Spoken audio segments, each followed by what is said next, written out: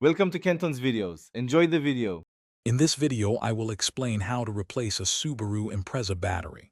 First, prioritize safety by wearing protective eyewear and gloves. Make sure your car is completely off and the parking brake is firmly set. You will need a 10mm wrench, a battery terminal cleaner, and a wire brush. Having these tools ready ensures a smooth and safe replacement process. Let's get started with disconnecting the old battery.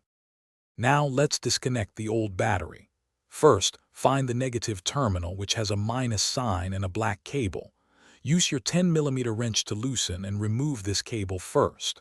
Then, do the same for the positive terminal, marked with a plus sign and a red cable. After both cables are free, carefully unfasten the battery hold-down clamp.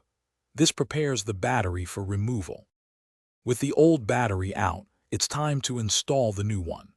Start by cleaning the battery tray and the terminal clamps with your wire brush and cleaner. This ensures good contact. Carefully place the new battery into the tray and secure it with the hold-down clamp. Next, connect the positive cable to the positive terminal first, then connect the negative cable to the negative terminal. After connecting everything, double-check that all terminals are tight and the battery is securely in place. Now, start your Subaru Impreza to confirm the new battery is functioning properly. You should hear it crank right up. Also, remember to check the description below for a link to the Echo Dot smart speaker and other great deals.